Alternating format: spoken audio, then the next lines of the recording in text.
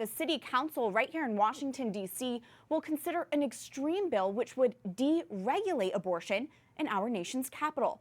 The Strengthening Reproductive Health Protections Amendment Act of 2019 would prohibit the city government from, quote, interfering with reproductive health decisions and from imposing punishments or penalties for a self-managed abortion, miscarriage, or adverse pregnancy outcomes. It would also prevent the city from, quote, discriminating against employees willing to perform abortion or sterilization procedures. The legislation is currently pending before the Council of the District of Columbia. The Archdiocese of Washington is encouraging local Catholics to make their opposition to this bill known to their city council person. Joining us now from the Archdiocese of Washington is Mary Four, the manager of Catholic Policy and Advocacy. Mary, welcome to the show. Thank you so much. First off, can you tell us, how does this bill endanger women and girls in D.C.? So the abortion laws in the District of Columbia are already the least restrictive in the country.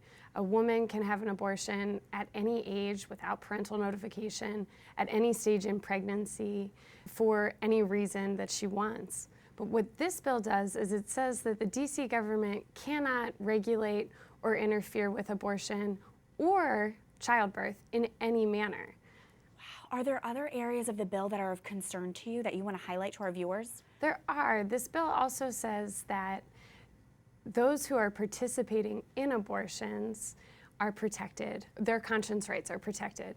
But those who choose not to participate in abortions, their conscience rights are not protected. And that departs from longstanding federal laws, the church amendments, which protect both sides. Right, that's of huge concern. And critics of this bill, Mary, say Catholic organizations like Catholic schools, Catholic charities should especially be alarmed. Why is that?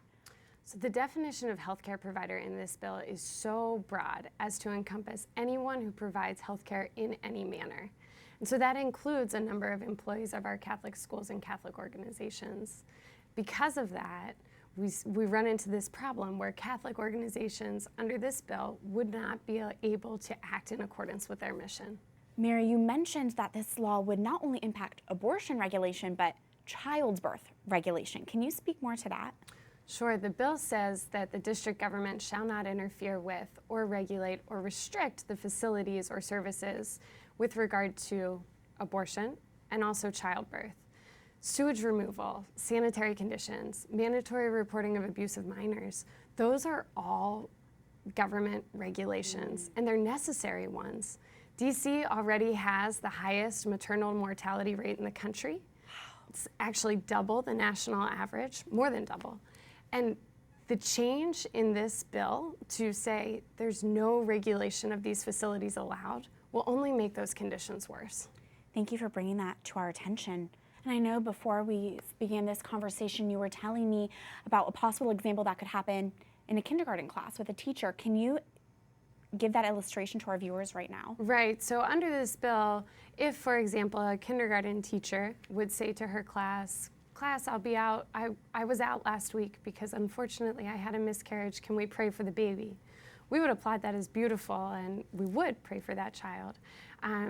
If, however, the teacher would say, class, I'll be out next week because I'm exercising a woman's right to choose and having an abortion, we wouldn't be able to take any action.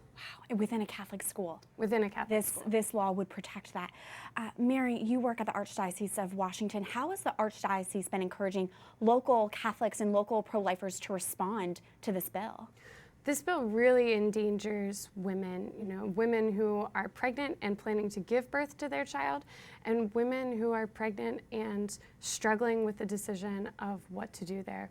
We are urging Catholics all across the district to reach out to those women and support them, to help them know that they have a real option there, that abortion is not their only choice.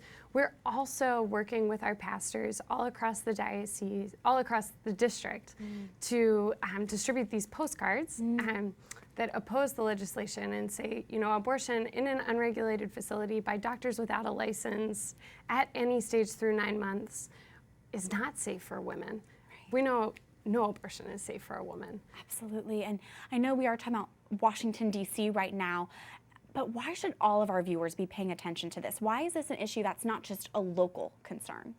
We've seen extremist abortion legislation that has come up in New York. It's going to be introduced in Maryland. We've seen it in Virginia.